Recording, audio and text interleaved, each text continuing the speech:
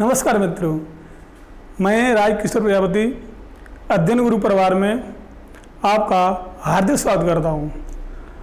आज हम आप लोगों को दक्षिण पश्चिमी एशिया के बारे में आप लोगों को सैर कराएंगे, घुमाएंगे।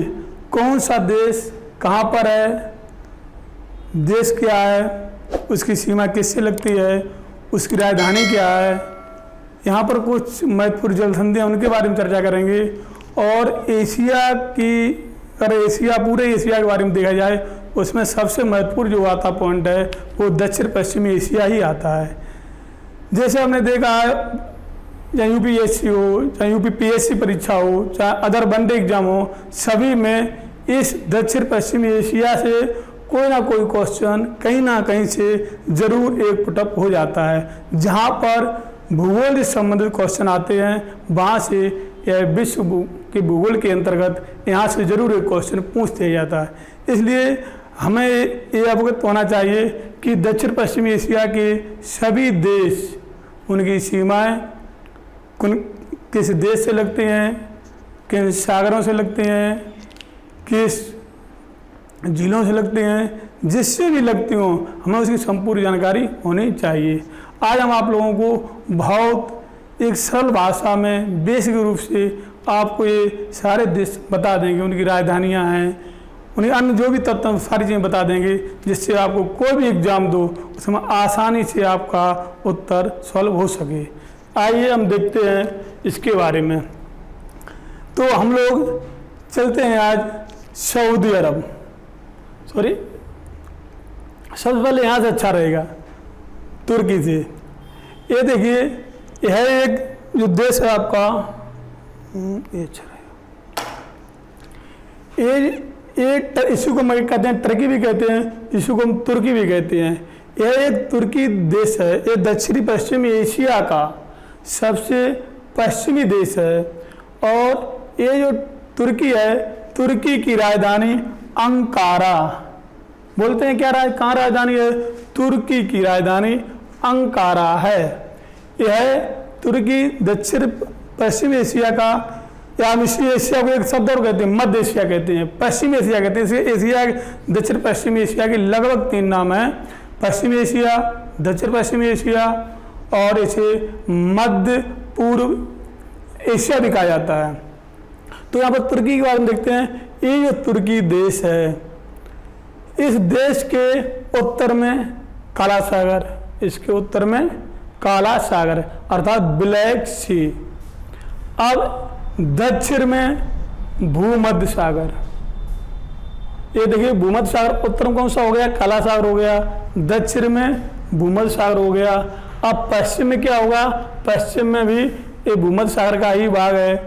यहाँ पर देखिए, यह जो तुर्की देश है जिसकी राजधानी अंकारा है, वह यूरोप, एशिया और यूरोप दोनों में आता है। यहाँ के एशिया के 2 देश, जैसे एक तो रूस, वो एशिया और यूरोप में आता है। दूसरा तुर्की का या टर्की का 98% भाग, टर्की का 98% भाग एशिया में और 2% भाग, हम कह सकते हैं 2% या 2% भाग यूरोप में पाया जाता है। इसीलिए इसे तुर्की को ही यहाँ पर इस प्रवेश द्वार कहा जाता है। तुर्की को हम यूरोप का प्रवेश द्वार कहते हैं, क्योंकि इसका 98% जो भाग है वो एशिया में, 2% भाग यूरोप में। ये दोनों, इसके बीच में यहाँ पर आप देखते हैं एक कुछ सागरीय भाग है, इसे बोलते हैं बास्पोरस जल संधि। एक काला सागर है और ये मरमरा सागर है। अर्थात अगर ये भी क्वेश्चन पूछा जा सकता है, मरमरा सागर कहाँ पर स्थित है, तो यहाँ पर एक क्वेश्चन आया, ये पिछले एग्जाम में पूछा गया है कि काला सागर और भूमध्य सागर के बीच में कौन सा सागर है। ये बहुत से लोगों को नहीं मालूम होता है कौन सा सागर है, सुना ही नहीं है। तो वहाँ पर काला सागर और भूमध्य सागर के मध्य में जो सागर है छोटा सा है, वो है मरमरा सागर। तो अब मरमरा सागर कहाँ पर है? मरमरा सागर के उत्तर पश्चिम में भी टर्की है या तुर्की, उसके दक्षिण पूर्व में भी तुर्की है। इसके मरमरा सागर के पश्चिम में, तो ये क्या मरमरा भूमध्य सागर, यहाँ पर वैसे एक सागर का नाम है, यहाँ पर छोटा सागर है जिसे बोलते हैं इजियन सागर, इजियन सागर। या हम ये कह सकते हैं, यहाँ पर दो क्वेश्चन बन जाते हैं। नंबर 1, मरमरा सागर स्थित है, यार ऑप्शन ये दिया गया है भूमध्य सागर काला सागर के मध्य, तो ये भी करेक्ट है। ये इसकी जवाब एक ऑप्शन और दिया गया है कि मरमरा सागर स्थित है, ऑप्शन दिए गए हैं काला सागर भूमध्य सागर के मध्य, काला सागर इजियन सागर के मध्य, तो आपका ऑप्शन हो जाएगा इजियन सागर और काला सागर के मध्य में मरमरा सागर स्थित है। मरमरा सागर किन दो सागरों को जोड़ता है, तो हम ये भी दे सकते हैं कि काला सागर और इजियन सागर के बीच में स्थित है। यहाँ पर हम तुर्की के पास में ये देखते हैं, तुर्की में यहाँ पर एक जल संधि है। जल संधि होती है वह शंकराभाग जो दो विशाल जल राशियों को ज्वाइंट करता है, उसे हम जल संधि कहते हैं, और दो विशाल भूभागों को अलग करता है तो उसे क्या कहते हैं, जल संधि। तो ये क्या है, यहाँ पर छोटा ये मरमरा सागर का और काला सागर से ये ज्वाइंट करता है इस प्रकार से, तो इसे इस जल संधि का नाम है वो है बास्पोरस जल संधि। ये बहुत इंपॉर्टेंट है, ये अनेक परीक्षाओं में पूछा गया है कि बास्पोरस जल संधि की अब स्थित क्या है, तो क्या स्थित है, यह काला सागर और मरमरा सागर के मध्य में स्थित है। ये भी यूपीएससी में ये कई बार क्वेश्चन पूछा गया है, यूपीपीएससी में पूछा गया है, अन्य वनडे एग्जाम में भी पूछा गया है कि ये पूछा गया कि मरमरा सागर और काला सागर के बीच में कौन सी जल संधि है, तो हमारा एक सिंपल सा उत्तर होगा, उसका नाम बास्पोरस जल संधि है। यहीं पर एक बहुत महत्वपूर्ण एक नगर है, उस नगर का नाम है इस्तांबुल। ये इस्तांबुल विश्व का एकमात्र ऐसा नगर है जो दो महाद्वीपों में स्थित है। यहाँ से इस भाग से ऊपर इधर यूरोप महाद्वीप, यहाँ से इधर एशिया महाद्वीप, इन दोनों महाद्वीपों के बीच में इस्तांबुल जल नगर है। और यह नगर बास्पोरस जल संधि के किनारे है, तो इसलिए बहुत महत्वपूर्ण हो जाता है कि इस्तांबुल नगर किस जल संधि के पास में है, या किन दो महाद्वीपों के बीच में है, या इसे प्रवेश द्वार में कहते हैं, यूरोप का प्रवेश द्वार पर कौन सा नगर स्थित है। यहाँ पर अनेक क्वेश्चन बन जाते हैं। नंबर 1, यूरोप के प्रवेश द्वार पर कौन सा नगर स्थित है, उत्तर हो जाएगा इस्तांबुल। नंबर 2 क्वेश्चन हो जाएगा, दो महाद्वीपों के बीच में कौन सा नगर स्थित है, तो इस्तांबुल।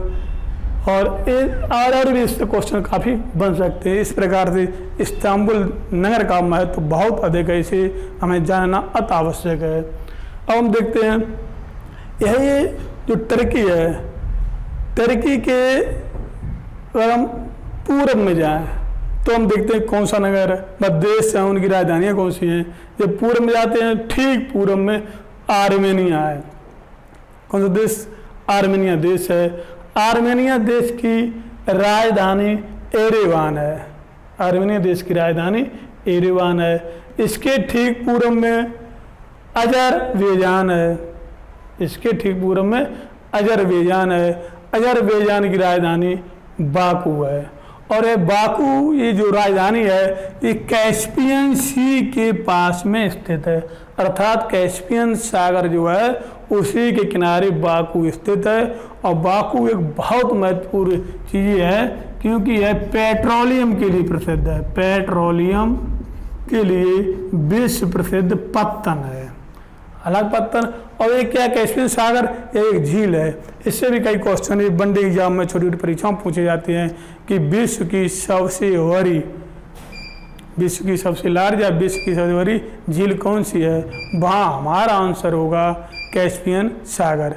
हालांकि इसे सागर क्यों कहते हैं, क्योंकि इसका विशाल आकार है, सागरी तरह आकार है, इसलिए इसे कैस्पियन सागर कहा जाता है। हालांकि यह चारों ओर भूमि से घिरी हुई है, लैंड से घिरी हुई है, इसलिए एक सी है, कैस्पियन सी या कैस्पियन कैस्पियन सागर या एक खाड़ी है, गल्फ है, तो इसको नाम दिया गया इसे कैस्पियन सागर। कैस्पियन सागर के किनारे ही अजरबैजान की राजधानी बाकू है और जो पेट्रोलियम पदार्थों के लिए प्रसिद्ध है, पेट्रोलियम के लिए प्रसिद्ध है। अब देखते हैं इन तीनों कौन कौन सी, तुर्की, आर्मेनिया और अजरबैजान, इन तीनों देश के ऊपर एक जॉर्जिया देश है। कौन देश है? जॉर्जिया देश है। इस जॉर्जिया देश की राजधानी तिब्लिसी है। जॉर्जिया देश की राजधानी तिब्लिसी है। अब हम देखिए, एक जॉर्जिया, आर्मेनिया, अजरबैजान, ये तीनों देश, यहाँ बहुत इंपॉर्टेंट पॉइंट है।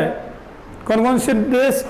जॉर्जिया, आर्मेनिया, अजरबैजान, ये तीनों देश 1991 सोवियत संघ के भाग थे। 1991 से पहले सोवियत संघ का विघटन हो गया और उस विघटन में काफ़ी देश थे, 15 देश अलग अलग हो गए, उनमें ये भी 3 थे। अर्थात ये पहले रूस था, सोवियत संघ था। 1991 जब विघटन हुआ तो ये देश अलग हो गए। ऐसे यूरोप में भी कई देश हैं, वो सब अलग हो गए। तो अब कुल मिलाकर के रूस बचा है। रूस, इसीलिए उसकी शक्ति कम हो गई। ये सारा पॉइंट बाद के पॉइंट है, हम कोई एक अलग लेंगे उसके बारे में, रूस, उनकी शक्तियाँ क्या है, सारी बात हम करेंगे पॉलिटिकल साइंस में विशेषकर। अब हम देखते हैं, तो देखिए ये जो जॉर्जिया है, यहाँ पर एक जॉर्जिया देश है। जॉर्जिया देश की सीमा काला सागर से लगती है। यहाँ पर बहुत इंपॉर्टेंट है, इसको यहाँ से क्वेश्चन लगभग परीक्षा पूछ दिया जाता है, लोगों को नहीं मालूम होता है। नंबर 1, इसकी राजधानी मिलाने को आ जाती है। इनकी जो राजधानियाँ है वो मिलाने को आ जाती है, मिलान आ जाता है।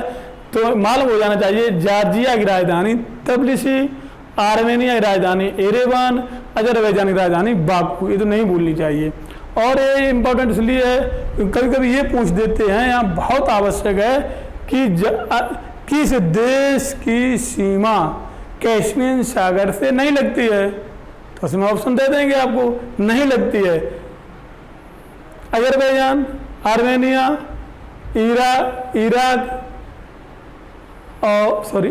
ईरान और जॉर्जिया। तो यहाँ पर क्या हो जाएगा? ईरान की भी लगती है, अजरबैजान की भी लगती है, ठीक है। ऐसे तो ये क्या, एक क्वेश्चन दूसरा हम कर रहे हैं कि किस देश की सीमा कैस्पियन सागर से लगती है। तो अजरबैजान, आर्मेनिया, जॉर्जिया और इराक किसकी लगती है? अजरबैजान ही लगती है। ऐसे इस प्रकार क्वेश्चन पूछा जाता है कि किस देश की सीमा काला सागर से लगती है। तो ये देश काला सागर का दे देंगे, जॉर्जिया दे सकते हैं, तुर्की का दे सकते हैं, यूरोप के भी दे सकते हैं। कुल मिलाकर के यहाँ से पूछा जाता है। तो इनकी 2 की तो लगती है, शेष इधर नहीं लगती है। इसी में 3 देशों में एक देश ऐसा भी है जो स्थलबद्ध देश है या स्थलरुद्ध देश है, जिसे लैंड लॉक्ड देश कहा जाता है, वो है आर्मेनिया। यहाँ पर बहुत इंपॉर्टेंट क्वेश्चन है, ये पूछा जा सकता है कि इनमें से किस देश की सीमा काला सागर और कैस्पियन सागर से नहीं लगती है। तो वहाँ पर आपका आंसर हो जाएगा आर्मेनिया। यह एक लैंड लॉक्ड देश है। अर्थात यहाँ पर अगर हम देखते हैं, सब दक्षिण पश्चिमी एशिया का एकमात्र देश है आर्मेनिया, जिसकी सीमा किसी भी तटवर्ती भाग से नहीं लगती है और सभी की कहीं ना कहीं से जरूर लगती है। अब देखो, यहाँ से फिर एक बार रिवीजन कर लेते हैं। तुर्की, इसके पूर्व में आर्मेनिया, इसके पूर्व में अजरबैजान और इन तीनों के उत्तर में जॉर्जिया देश स्थित हैं। अब यहाँ पर आप देखते हो, ये वाला भाग आपको दिखाई दे रहा होगा। ये वाला भाग जो है ये अजरबैजान है। अजरबैजान का कुछ भाग यहाँ पर भी स्थित है। ये जो भाग दिखाई दे रहा है, यहाँ पर ये बना देते हैं अजरबैजान। ये अजरबैजान का, ये आर्मेनिया देश है। अब देखिए बीच में आर्मेनिया है और इधर क्या अजरबैजान, इसी का भाग यहाँ पर भी क्या है? अजरबैजान। तो अर्थात ये अजरबैजान ही देश है। अब आते हैं तुर्की के ठीक दक्षिण में। यहाँ से भी मतलब तुर्की के ठीक दक्षिण में सीरिया देश है। आप जानते हो सीरिया में हमेशा अंतर्राष्ट्रीय जो घटनाएं होती हैं, जो आतंकवाद जो विश्व आज पूरे विश्व को परेशान किए हुए है, तो यहाँ पर तो आम बात रहती है। बहुत अधिक संवेदनशील इलाका है सीरिया, लोग वहाँ रहना भी नहीं पसंद करते हैं। चलो ये बात बाद में करेंगे। तो सीरिया जो देश है, सीरिया देश की राजधानी दमस्कस है। यह सीरिया देश के पश्चिम में भूमध्य सागर स्थित है। सीरिया देश के पश्चिम में भूमध्य सागर है, अर्थात सीरिया देश की सीमा भूमध्य सागर से लगती है और सीरिया देश के पश्चिम में ही और सीरिया देश और भूमध्य सागर के बीच में यहाँ पर एक लेबनान देश है, छोटा सा देश है लेबनान, जिसकी राजधानी बेरूत है। अर्थात अब देखिए लेबनान की भी सीमा भूमध्य सागर से लगती है, पूरा भूमध्य सागर है, भूमध्य सागर लगती है। अब देखिए सीरिया, तो यहाँ पर क्या होगा, लेबनान, सीरिया, इसके सीरिया के पूर्व में इराक देश है और इराक के पूर्व में ईरान है। इराक की राजधानी बगदाद।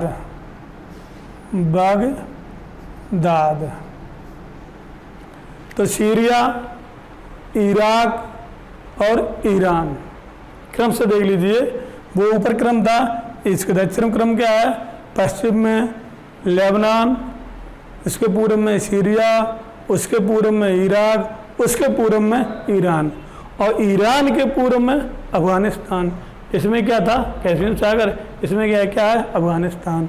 और ईरान के पूर्व में ही क्या है, पाकिस्तान भी है। यह दक्षिणी एशिया के देश है। हम पश्चिमी एशिया की बात करें तो लेबनान, सीरिया, इराक, ईरान, या ये क्रम से पश्चिम से पूर्व की ओर ये देश हैं, जिनकी राजधानियाँ लेबनान की बेरूत, सीरिया की दमस्कस और इराक की बगदाद, ईरान की तेहरान राजधानी है। अब यहाँ जो ईरान है, यह पश्चिमी एशिया का दूसरा सबसे बड़ा देश है। इसकी जो सीमाएं लग रही हैं, इसको हम देख सकते हैं। इसकी सीमा जो लग रही है, उत्तर में कैस्पियन सागर से लगती है। सीरिया ईरान की सीमा उत्तर में कैस्पियन सागर से लगती है, इधर तुर्कमेनिस्तान से लगती है जो मध्य एशिया का देश है, पूर्व में अफगानिस्तान से लगती है जो दक्षिणी एशिया का देश है, और पाकिस्तान से लगती है जो दक्षिणी एशिया का देश है। इधर देखते हैं उत्तर में अजरबैजान से भी लगती है, दो जगह लगती है, अजरबैजान यहाँ पर भी लग रही, यहाँ पर भी लग रही, और आर्मेनिया से भी लगती है। क्वेश्चन पूछा जा सकता है क्या जॉर्जिया की सीमा ईरान से लगती है या नहीं, तो आपका उत्तर होगा नहीं लगती है। किससे लगती है, पश्चिम में किससे लगती है, ईरान की सीमा तुर्की से लगती है, इराक से लगती है, दो देश इधर हो जाते हैं। अब हम कुछ बात कर लेते हैं इराक के बारे में। इराक की जो सीमा है उत्तर में तुर्की से लगती है, इराक की सीमा पश्चिम में सीरिया से लगती है, इराक की सीमा पश्चिम में ही जॉर्डन से लगती है, ये जॉर्डन देश है, जॉर्डन से लगती है, और दक्षिण में सऊदी अरब देश से लगती है, और पूर्व में तो ईरान से ही लगती है। इसके दक्षिण में एक देश और है, उसका नाम है कुवैत। इस कुवैत की राजधानी कुवैत सिटी है। और इराक लैंड लॉक्ड देश हो जाना चाहिए, नहीं है। क्यों नहीं है, क्योंकि इसकी सीमा, इराक की सीमा यहाँ पर कुछ फारस की खाड़ी से भी लगती है, गल्फ ऑफ पर्शियन यहाँ पर लगती है। इस प्रकार देखते हैं इराक एक लैंड लॉक्ड देश नहीं है, केवल एकमात्र देश आर्मेनिया है। हम कुछ सीरिया से दक्षिण की ओर आते हैं। सीरिया से दक्षिण की जब ओर आते हैं तो यहाँ पर एक देश है, वो है जॉर्डन। जॉर्डन की सीमा इजराइल से लगती है। ये पूरा देश का नाम है इजराइल, अर्थात जॉर्डन के पश्चिम में इजराइल है, हम कह सकते हैं, या हम कह सकते हैं इजराइल के पूर्व में जॉर्डन है, जॉर्डन के पश्चिम में इजराइल है। इजराइल यह एक देश है, ये यहूदियों का है। इजराइल के मध्य में अर्थात जॉर्डन की सीमा पर एक फिलिस्तीन है। हालांकि आज यह एक देश इजराइल के अंतर्गत ही आता है और भविष्य में यह फिलिस्तीन अगर बनता है तो ये फिलिस्तीन यहाँ पर बनेगा, ये मात्र देश बनेगा। अभी इतना ही, अभी इसे को मान्यता नहीं दी गई है, भविष्य में दी जाएगी तो ये फिलिस्तीन यहाँ बन जाएगा। फिलिस्तीन का एक जॉर्डन के साथ लगा हुआ भाग है और दूसरा यहाँ पर एक है गाजा पट्टी, तो गाजा पट्टी भी फिलिस्तीन की ही मानी जाती है। तो इस प्रकार से ये इजराइल की सीमा किससे लगती है, तो हम कह सकते हैं यह भूमध्य सागर से इजराइल की सीमा लगती है। अब ये भूमध्य सागर से लगती है। अब पूछा जा सकता है अगर फिलिस्तीन अगर देश बनता है तो इसकी सीमा किससे लगेगी, तो इसकी सीमा जॉर्डन से भी लगेगी, इजराइल से भी लगेगी और फिलिस्तीन की सीमा भूमध्य सागर से भी टच करेगी। फिलिस्तीन का कौन सा भाग, हम ये कह सकते हैं फिलिस्तीन का कौन सा भाग कि भूमध्य सागर से सीमा लगाएगा, तो हम कहेंगे गाजा पट्टी। यहाँ से अनेक बार क्वेश्चन पूछा गया है कि भूमध्य सागर से लगने वाली सीमाओं के जो देश हैं उनका एक क्रम दिया जाता है, कौन कौन से लगते हैं कौन नहीं। तो यहाँ पर कौन हो जाएगा, टर्की हो जाएगा, सीरिया हो जाएगा और लेबनान हो जाएगा, उसके बाद इजराइल हो जाएगा और यहाँ पर होगा जॉर्डन। जॉर्डन की नहीं लगती है।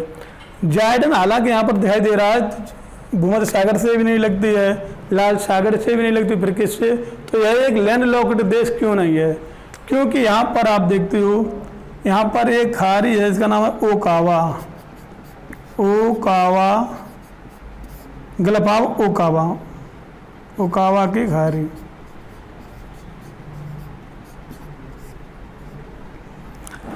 यह मिस्र देश है, मिस्र। तो मिस्र के पूर्वी भाग में, सऊदी अरब के पश्चिमी भाग में यहाँ पर एक ओकावा की खाड़ी है। तो जॉर्डन की सीमा कुछ ओकावा से लगती है। यह एक जलीय भाग है, यहाँ पर पूरा एक जलीय भाग है, तो इसलिए यह इसकी जलीय भाग हो जाएगा तो यह एक लैंड लॉक्ड देश नहीं है। अन्यथा सभी और सभी एकमात्र लैंड लॉक्ड जो देश है वो है आर्मेनिया। तो जॉर्डन हो गया। इससे कई बार पूछा गया है कि जॉर्डन की सीमा लेबनान से लगती है कि नहीं, तो हम यहाँ पर क्या देखेंगे कि जॉर्डन की सीमा लेबनान से नहीं लगती, लेबनान की सीमा ओनली सीरिया से लगती है। यहाँ पर ये वाला जो है ये बहुत टिपिकल भाग है, यहाँ से भ्रम हो जाता है, अगर अच्छी जानकारी नहीं है तो आप आंसर गलत हो जाता है। तो यहाँ पर अब देखिए, यहाँ पर एक देश और है, वो भूमध्य सागर में ही है, साइप्रस देश। साइप्रस की राजधानी निकोसिया है। ये भूमध्य सागर का देश है। यहाँ इसकी एक रोचक तथ्य है इसके बारे में कि साइप्रस पश्चिमी एशिया का देश है, हम कह सकते हैं एशिया का देश है, लेकिन यह यूरोपीय संघ में सदस्यता ले हुए है। एशिया का एकमात्र देश है जो, उसका नाम साइप्रस है, जो यूरोपीय संघ में इसको सदस्यता प्राप्त है। उस देश का नाम है साइप्रस। अब यहाँ पर देखते हैं इसके जॉर्डन के दक्षिण में आते हैं।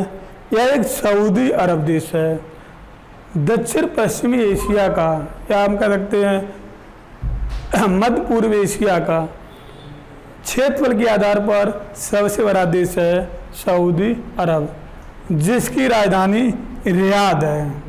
सऊदी अरब यह एक पूरा प्रायद्वीप पर स्थित है।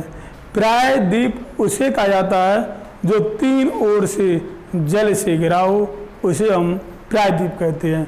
अर्थात ये वाला आप देख लीजिए, ये दिखाई दे रहा है, यहाँ इस पूरब साइड में ही उत्तर पूरब में ये फारसी खाड़ी है, अर्थात गल्फ ऑफ पर्सियन है। इसके इधर देखिए ओमानी की खाड़ी है, इसके इधर देखिए ये पूरा अरब सागर है, अरब सागर। इसके दक्षिण में अरब सागर अदन की खाड़ी और इसके पश्चिम में लाल सागर, अर्थात पश्चिम पूरब दक्षिण ये तीन ओर से जल से घिरा हुआ है और जो वायुस्थल भाग जो 3 ओर से जल से घिरा हो उसे हम प्रायद्वीप कहते हैं। विश्व का सबसे बड़ा प्रायद्वीप अरब प्रायद्वीप है। यहाँ से क्वेश्चन पूछा जाता है, वन डे एग्जाम में पूछा जाता है कि विश्व का सबसे बड़ा प्रायद्वीप कौन सा है, तो हमारा आंसर एक होना चाहिए अरब प्रायद्वीप।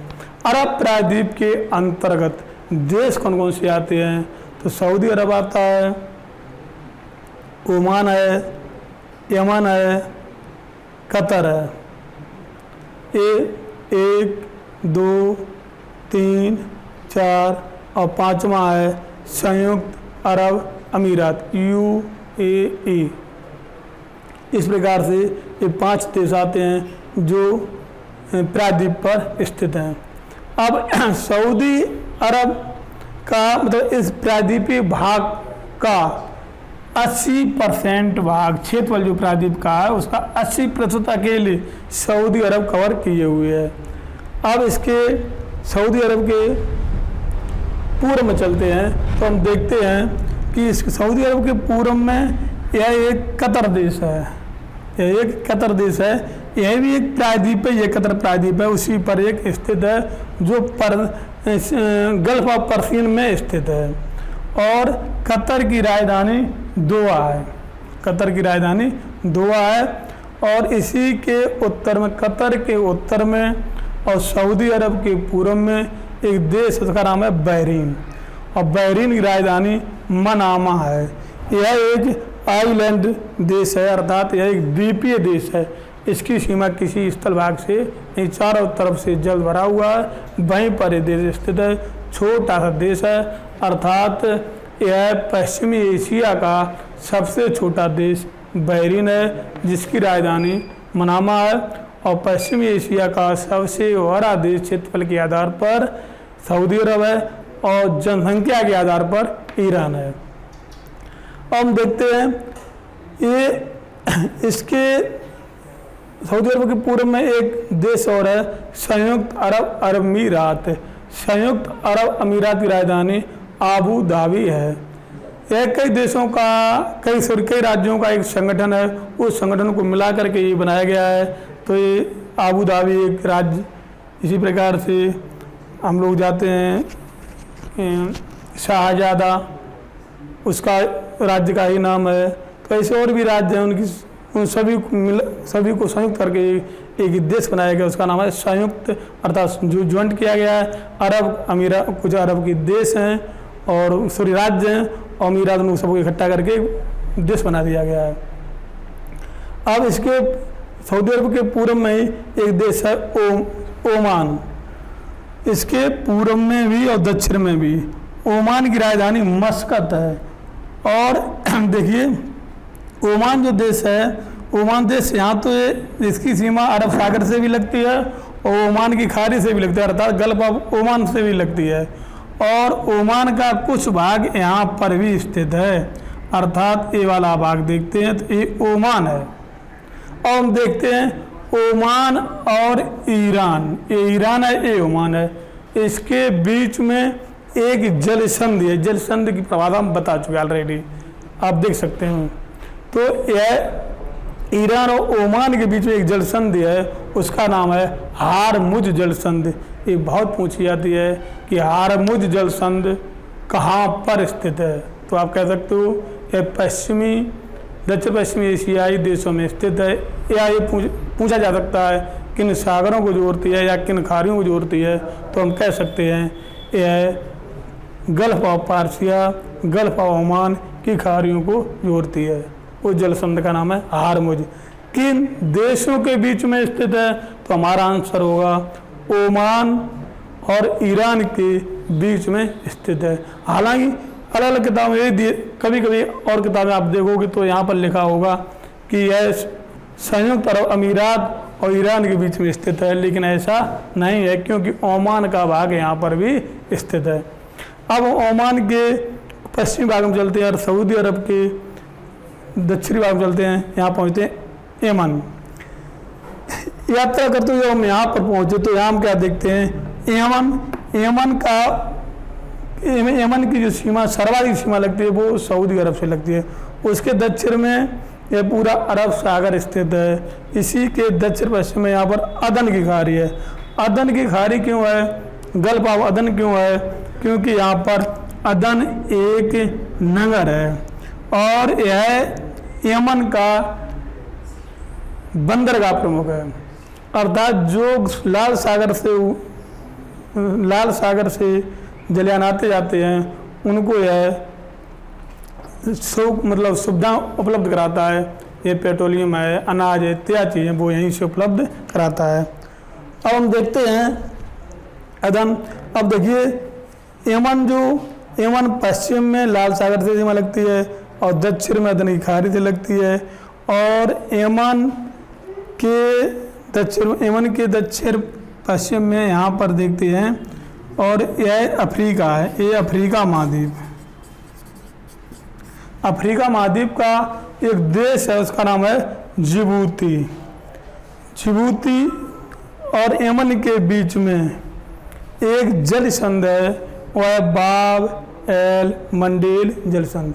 ये भी क्वेश्चन पूछा जाता है कि बाब अल मंडेल जल संध किन दो सागरों से ज्वाइंट करती है, तो हमारा आंसर होगा लाल सागर और अरब सागर। हो सकता वहाँ पर अरब सागर ना दिया हो, ये आंसर हो सकता है लाल सागर और अदन की खाड़ी। तो हमारा आंसर ये भी करेक्ट होगा, क्योंकि ये अदन की खाड़ी है, यह लाल सागर है।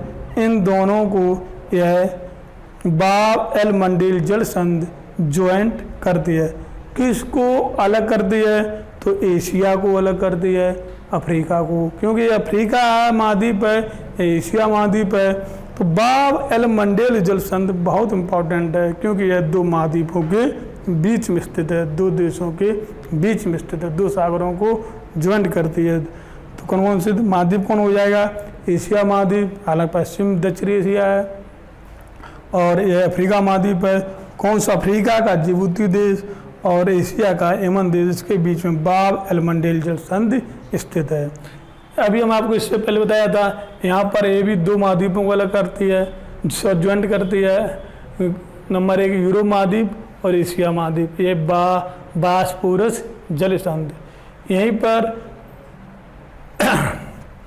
इसके बाद और हम आगे चलते हैं, तो इस प्रकार से देखते हैं ये देश और उनकी राजधानियाँ कहाँ पर हैं, कौन सा देश के दक्षिण पश्चिम उत्तर में है, ये सारी चीज़ें हम देख लेते हैं।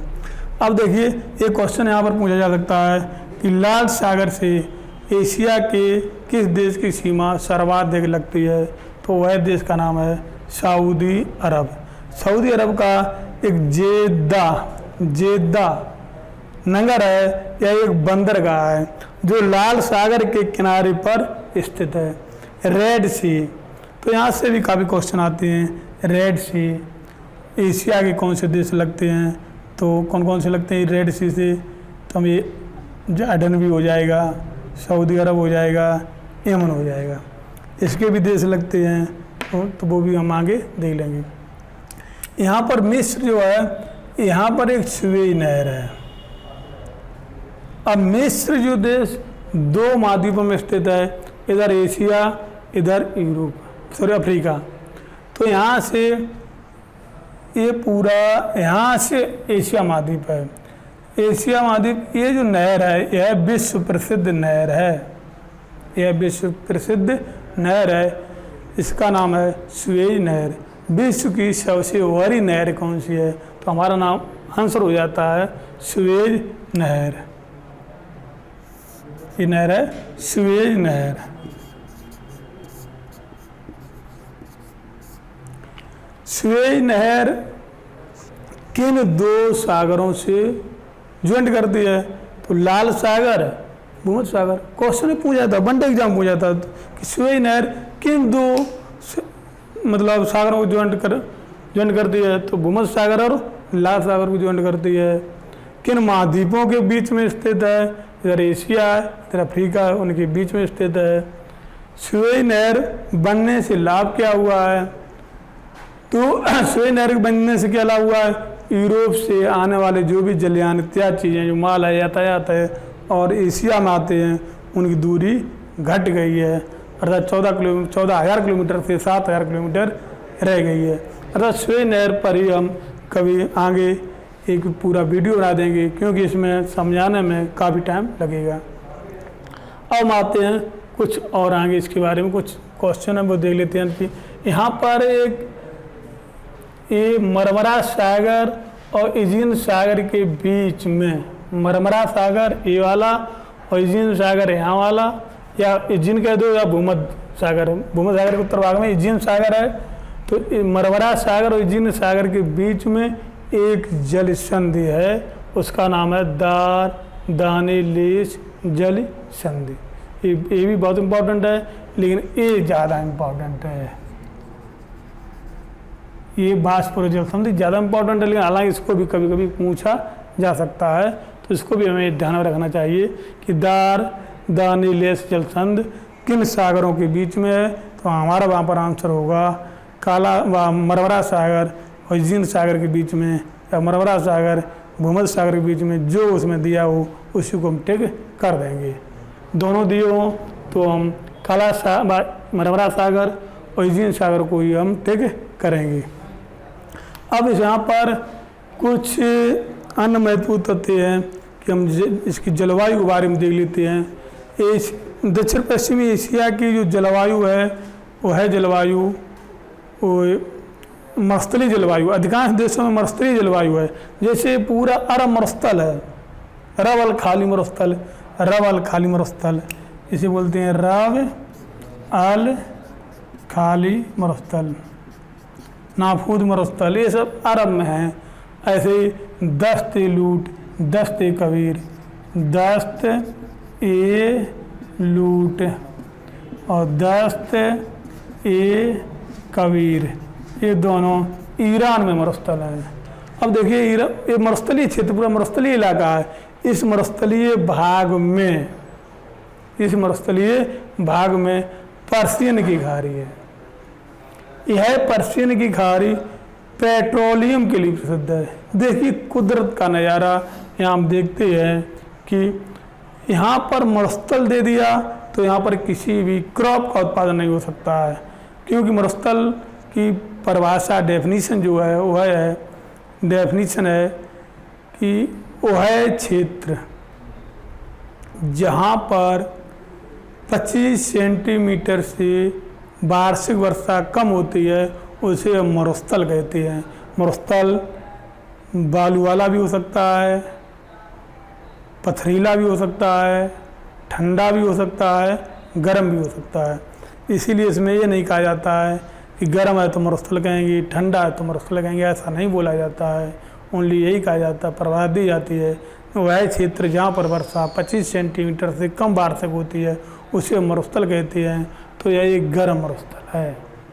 अर्थात कर रेखा और मकर रेखा के बीच में, यानी कि मध्य में कर रेखा मकर रेखा के सारे जो भी मरुस्थल पाए जाते हैं वो सभी मरुस्थल गर्म मरुस्थल पाए जाते हैं। और जैसे आप ठंडा मरुस्थल सुना होगा, उसका नाम है गोबी मरुस्थल, वो आर्कटिक रेखा के पास में है। यह तत्व है। और हम देखते हैं तो यहाँ पर इस प्रकार से गर्म जलवायु पाई जाती है, बहुत अधिक गर्म जलवायु पाई जाती है। टेम्परेचर बहुत अधिक रहता है, वर्षा नहीं होती है, तो लोगों का जीवन, रहन सहन, खान पान, उनकी आदतें, उनकी संस्कृति, सब हर चीज़ चेंज रहती है हम लोगों से। अब देखते हैं भूमध्य सागर के पास में जो भी देश हैं वहाँ पर भूमध्य सागरीय जलवायु पाई जाती है। और भूमध्य सागरीय जलवायु के अंतर्गत रसीले फलों का उत्पादन किया जाता है। इन सारी चीज़ों का उत्पादन किया जाता है। हम बात कर रहे थे भूमध्य सागरीय देश। यहाँ पर ये भूमध्य सागर है, इसके पास में जो भी देश पाए जाते हैं वहाँ पर भूमध्य सागरीय जलवायु पाई जाती है। जैसे तुर्की का दक्षिणी भाग साइप्रस भूमध्य सागर में ही स्थित है। सीरिया का पश्चिमी भाग, लेबनान, इजराइल और फिलिस्तीन, कुछ जॉर्डन का भी पश्चिमी भाग, यहाँ पर सभी देशों में भूमध्य सागरीय जलवायु पाई जाती है। अर्थात भूमध्य सागरीय जलवायु की एक सबसे प्रमुख विशेषता ये है कि यहाँ पर सर्दियों में वर्षा होती है, गर्मियाँ शुष्क रहती हैं और सर्दियों में वर्षा होना यह भूमध्य सागरीय जलवायु का ही प्रतीक माना जाता है। तो ये सबसे अच्छी विशेषता है। तो यहाँ पर सर्दियों में वर्षा होती है। अब वर्षा की बात आती है तो दक्षिण पश्चिमी एशिया में सर्वाधिक वर्षा यदि होती है तो यमन देश में होती है। और इस प्रकार से आपको हमने आज दक्षिण पश्चिमी एशिया के बारे में एक डिटेल से इस पर बात की है। मैं आशा करता हूँ कि आप लोगों को यह वीडियो पसंद आई होगी। यदि वीडियो आप लोगों को पसंद आई है तो इसे आप लाइक करें, चैनल को सब्सक्राइब करें और अपना सुझाव देना कमेंट बॉक्स में बिल्कुल मत भूलें। आप लोगों सभी लोगों को धन्यवाद। Thank you.